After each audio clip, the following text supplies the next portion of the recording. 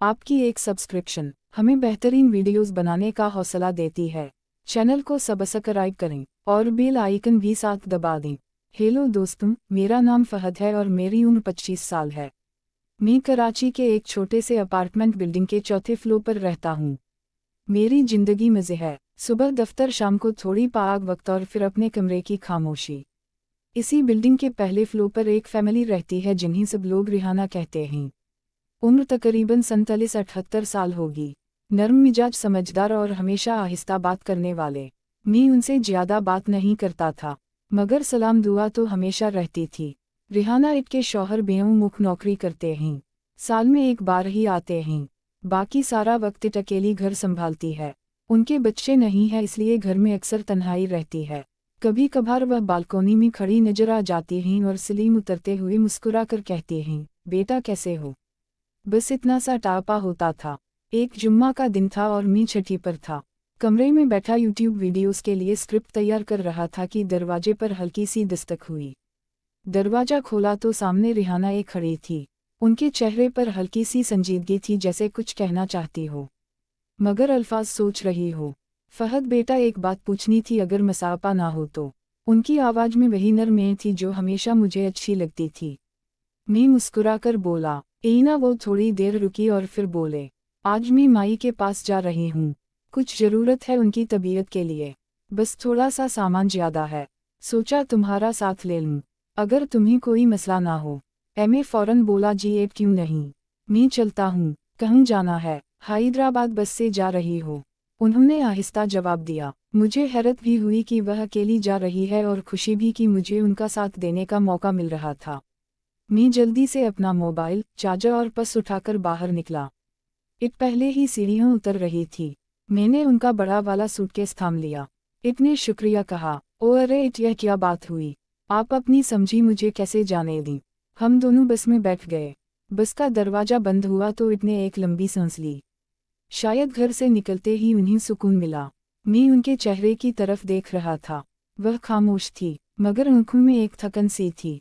मैंने हिम्मत करके पूछा, इतना अब परेशान लग रही है। वह चंद लम्हे मुझे देखती रही, फिर आहिस्ता से बोले, माई की तबीयत पिछले हफ्ते से खराब है। मैं बस से जाने से डर रही थी तो सोचा बस से जा लूं, मगर सामान ज़्यादा है। मैंने सर हिलाकर कहा, अब फिक्र ना करें, मैं हूं, अब आराम से जाएं, सब ठीक होगा। आखिरी बार वो मुस्कुराई और कहा, अल्लाह खुश रखे तुम्हें फहद बेटा। यह पहली बार था कि इतनी मेरे सामने इतनी नरम बात की। मुझे अजीब सा एहसास हुआ, एक अपना नायटा जो लफ्ज़ों में बयान करना मुश्किल है। जब हम बस स्टॉप पहुंचे तो शहर की भीड़, हलचल, शोर के बावजूद मैं सिर्फ की फिक्र में था। मैंने उनका बैग संभालकर बस की तरफ बढ़ाया। बार बार कहती रहे, फहद बेटा बस कर लो, मैं ले लूंगी। और मैं हंसकर बोला, अगर मैं यह ना उठाऊं तो लोग मजाक उड़ाएंगे। वो हंस दी और पहली बार उनकी हंसी मुझे अंदर तक महसूस हुई। हम दोनों बस में साथ वाली 2 सीटें लेकर बैठ गए। आहिस्ता आहिस्ता बस चलने लगी और हल्की हुआ के दुपट्टा को हिला रही थी। वह खामोश कायल्की से बाहर देख रही थी। मैं भी ज़्यादा बात नहीं कर रहा था। इस खामोशी में भी एक अजीब कशिश थी, जैसे हम दोनों एक दूसरे की मौजूदगी को महसूस कर रहे हो। कुछ देर बाद ने आहिस्ता से पूछा, फहद तुम्हारी छठी। मैंने मुस्कुराकर कहा, छठी जाया नहीं हो रही का मैं मसापा हो। उन्होंने हैरत के साथ देखा। मुझे नहीं मालूम था कि तुम इतने अच्छे साथी साबित हो गए। मैंने हंसते हुए जवाब दिया, इतक ने तो आजमाया ही नहीं था। वह शर्म से मसगम और नज़र दूसरी तरफ कर ली। बस थोड़ी देर चलती रही, फिर उनका दुपट्टा मेरे बाजू पर आ गया। मैंने आहिस्ता से हटाया और उनकी तरफ बढ़ाया। इतने हाथ पकड़ लिया। इस लम्हे हमारे हाथ हल्के से छू गए। ना मैंने हाथ फौरन पीछे काका, ना उन्होंने। बस एक लम्हे के लिए हम दोनों राग गए। इतने फौरन नजरें झुका लें जैसे कुछ छुपा रही हो। मैंने भी कुछ नहीं कहा, मगर दिल की धड़कन तेज हो गई थी। फिर ने बात बदलते हुए पूछा, फहद तुम घर पर अकेले रहते हो। जी अकेले ही रहता, मुश्किल नहीं होता। मैंने उनकी तरफ देखकर कहा, होता है कभी कभार, लेकिन तन्हाई इंसान को बहुत कुछ सिखा देती है। के चेहरे पर वही उदासी आ गई। हम सच कह रही हो, तन्हाई बहुत कुछ सिखाती है और बहुत कुछ छीन भी लेती है।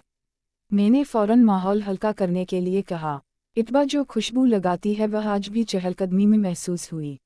हंस पड़े, तुम्हें कैसे पता, कुछ चीजें खुद ही तवज्जो खींच लेती हैं। सफ़र आहिस्ता आहिस्ता गुजरता रहा। बस हिचकोले खाती आगे बढ़ रही थी। कुछ देर बाद इतने थकन से सर सीट के साथ टेक दिया। फिर उनका सर मेरे कंधे पर अटका, बहुत हल्के से, जैसे हुआ का झुंका हो। मैं खामोश बैठा रहा, दिल पूरी रफ्तार से धड़क रहा था। यह कोई गलत लम्हा नहीं था, बस थकन भरा सफ़र और एक अब्सकाटा का बटा थी। बस की रफ्तार आहिस्ता आहिस्ता बढ़ती रही और शहर की शोर और हंगामा आहिस्ता आहिस्ता पीछे रह गया। इनका सर मेरे कंधे पर अभी भी टिका हुआ था और मैं उनके हाथ को अपनी बाजू के करीब थामे बैठा था।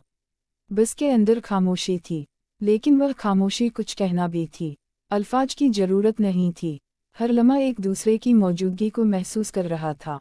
कुछ देर बाद इतने सर उठाया और हल्की सी मुस्कुराहट के साथ कहा, फहद, कभी कभी दिल चाहता है कि कोई बस यह कह दे कि सब ठीक हो जाएगा। मैंने फ़ौरन जवाब दिया, इत सब ठीक हो जाएगा। मैं कह रहा हूँ। वो मेरी तरफ देखीं, उनकी आंखों में एक अजब सा सुकून और एतमाद था। बारिश की हल्की हल्की बूंदें बस के शीशों पर पड़ रही थी। इतने कायल्की से बाहर देखा और आहिस्ता कहा, मुझे बारिश बहुत पसंद है, लेकिन सफ़र में कभी डराती भी है। मैंने हंसते हुए कहा, अब परेशान ना हो, मैं हूं ना। वह हल्की सी मुस्कुराहट के साथ सर हिलाई और फिर अपने दुपट्टा को हाथों से सीधा किया, मगर इस बार हाथ छोड़ा नहीं। मैंने भी अपने हाथ को उनके हाथ में मजबूती से रखा। कुछ देर बाद बस के एक झटके से इनका हाथ फितरी तौर पर मेरे बाजू से टकरा गया। मैंने फ़ौरन उनका हाथ थाम लिया ताकि उन्हें सहारा मिले। यह पहला लम्हा था जब मैंने उनका हाथ पूरी तरह थामा। इतने कुछ लम्हे के लिए हाथ नहीं छोड़ा। फिर आहिस्ता से कहा, बस के झटके की वजह से था फहद, गलत ना समझना। उनने नरम लहजे में कहा, इत किसी का सहारा देना गलत नहीं होता। मैं कभी गलत नहीं समझूंगा। बारिश जोर पकड़ रही थी और बस के अंदर हल्की सर्दी महसूस होने लगी। मैंने अपनी जैकेट उतारकर इट की तरफ बढ़ाई। इट, यह ले, आपको सर्दी लग रही है। उन्होंने पहले इनकार किया, नहीं फहद, आप खुद पहन ले, मैं ठीक हूँ, मैंने आहिस्ता कहा। It place. आखिरकार इट ने जैकेट ली और कंधों पर रख ली। जैकेट में मेरी खुशबू थी और वह इसे महसूस कर रही थी। उनके चेहरे पर एक अजीब सी खामोशी छा गई, जैसे कुछ याद आ रहा हो या कुछ बदल रहा हो। सफ़र जारी रहा और बस के शीशों से बाहर की रोशनी, डाकाटा और सड़क की हलचल बदलती रही। इट का हाथ अब भी मेरे हाथ में था। हम दोनों के दरमियान फासले की कोई बात बाकी नहीं रही थी। बस के हर झटके, हर मोड़, हर आवाज़ के साथ यह ताल्लुक और मजबूत हो रहा था। कुछ देर बाद बस एक छोटे स्टॉप पर रुकी। बाहर दुकानें और लोग चाय पी रहे थे। ड्राइवर ने ऐलान किया कि बस 10 मिनट के लिए रुकेगी। मैंने इट की तरफ देखा। इट कुछ खाएंगी? उन्होंने सर हिलाया। भूख तो है, मगर ज़्यादा भारी चीज़ नहीं खाती।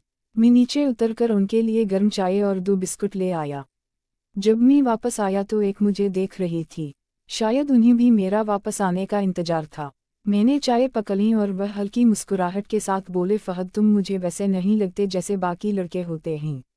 तुम में एक सुकून है, एक एतमाद है। मैंने आहिस्ता कहा, शायद इसीलिए मैं आपके सामने अपने आप को बदलने की कोशिश नहीं करता, जैसे हो वैसा हूँ। इतने चाय का घूंटा लिया और उनके होठों पर वही गर्म मुस्कुराहट थी जो दिल को सुकून दे जाती है। बस दोबारा चलने लगी, मगर माहौल पहले जैसा नहीं रहा। खामोशी में भी एक अजीब बात थी, एक सुकून भरा रिश्ता जो बस के सफ़र में पैदा हुआ था। कुछ देर बाद इतने सर पीछे टेक दिया और कहा, फहद, कभी कभी दिल में जो कमी होती है वह किसी अजनबी के हाथों पूरी हो जाती है। मैंने आहिस्ता से पूछा, और आपके दिल की कमी आज कुछ भरी है? इतने आहिस्ता नजरें मुझे दी और कहा, हूँ, शायद तुम्हारे साथ जो सुकून है वह बरसों में नहीं मिला। उनने अपनी उंगली उनके हाथ में रखी और इतने हाथ नहीं खींचा, बल्कि थोड़ा मजबूती से पकड़ लिया। यह लम्हा सिर्फ जिस्मानी नहीं बल्कि जज्बाती और दिल पर असर डालने वाला था। बस के शीशों से बाहर की हुआ में दुपट्टा हल्का सा मेरी तरफ आया, मगर इतने हाथ नहीं हटाया। वो खामोशी में कह रही थी, कभी कभी दिल की आवाज़ सुनना गलत नहीं होता। खामोश ताल्लुक जिंदगी भर का सुकून बन जाता है। एक मोड़ पर बस रुकी और इतनी झककर बैठ गई। मैंने पूछा, इत तबीयत ठीक है? हम, बस थोड़ा चक्कर आया था, सुबह से कुछ नहीं खाया। अम्म ने फ़ौरन अपने बैग से चॉकलेट निकाली। यह खाएं, इत शुगर लग रही है। इतने मुस्कुराकर चॉकलेट ली और खाई। फिर उन्होंने आहिस्ता से मेरा बाजू थाम लिया। ऐसे ही थामे रखो जब तक ठीक ना हो जाऊं। मैंने बगैर झिझक के उनका बाजू थाम लिया और इतने सर मेरे कंधे पर रख दिया। यह लम्हा मुकम्मल एतमाद के साथ था, ना शर्म ना झिझक। बस के शीशों के पार सड़क लंबी होती जा रही थी और इट का सर मेरे कंधे पर, जैसे वक्त रुक गया था। बस शहर के करीब पहुंच चुकी थी। ऑक्सीजन की झलक, सड़क के शोर और लोगों की हलचल सब वाह हो रही थी। इट का हाथ अब भी मेरे हाथ में था और वह महसूस कर रही थी कि यह सुकून भरा ताल्लुक अब बस एक सफरी सहारा नहीं रहा बल्कि दिल की पसंद भी बन चुका है। बस के आखिरी स्टॉप पर पहुंचते ही मैंने इट से कहा, इट अब तैयार है।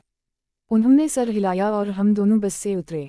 बाहर की हवा अभी भी बारिश की खुशबू लिए हुए थी। जमीन नम थी और हर कदम के साथ हमारा रिश्ता मजबूत होता जा रहा था। इतने मेरे हाथ को थामे रखा और कहा, फहद मैं चाहती हूँ जब हम उतरे तो आप मेरे साथ रह, मैं अकेली नहीं जाना चाहती हूँ। मैंने मुस्कुरा कर कहा, जहाँ भी जाए मैं आपके साथ हूँ। हम दोनों ने आहिस्ता आहिस्ता कदम बढ़ाए, कभी मेरी तरफ देखी कभी अपने दुपट्टा को दुरुस्त करें, मगर हाथ कभी नहीं छोड़े। मैंने भी अपने हाथ को मजबूती से उनके हाथ में रखा ताकि वह सुकून महसूस करें। हर कदम के साथ यह एहसास मजबूत होता गया कि यह लम्हे हमारे मेरे लिए बहुत खास है। चंद लम्हों बाद हम एक छोटे से कैफ़े के पास पहुँचे।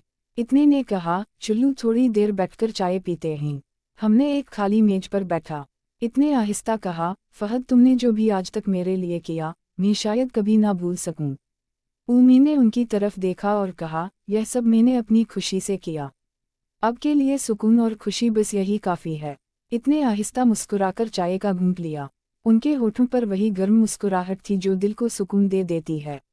चाय खत्म होने के बाद हम दोबारा सड़क की तरफ निकले। इतने कहा, अब घर चली। फहद मैंने सर हिलाया। जी तब की मर्जी। उस सड़क के किनारे चलते हुए एक का हाथ मेरे हाथ में था। हम दोनों के दरमियान वह फासले नहीं रहे जो पहले थे।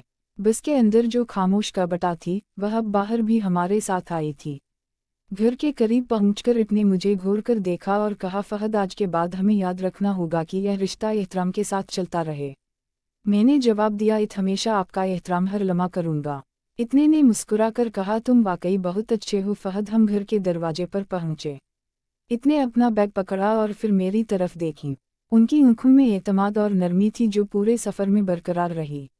वह हल्की मुस्कुराहट के साथ बोले, शुक्रिया फहद आज के लिए। मैंने भी मुस्कुराकर कहा, यह दिन और यह लम्हे हमेशा याद रहेंगे। इतने आहिस्ता से दरवाज़ा खोला और अंदर चली गई। मैं बाहर खड़ा रहा, दिल मटमी था क्योंकि बस का सफ़र ख़त्म हो चुका था मगर हमारी कहानी एक नई शक्ल में आगे बढ़ चुकी थी। इस लम्हे मैंने अपने हाथ को देखकर मुस्कुरा दिया और दिल में सोचा, कुछ रिश्ते लफ्ज़ों के मोहताज नहीं होते, बस आसटा से जड़ जाते हैं और यही सबसे खूबसूरत रिश्ता है। इसी लम्हे मैंने फ़ैसला किया कि चाहे ज़िंदगी में कितनी भी मुश्किलें आए, के लिए इस ताल्लुक़ के लिए मैं हमेशा वह सुकून, वो एतमाद और वह कबटा बरकरार रखूंगा।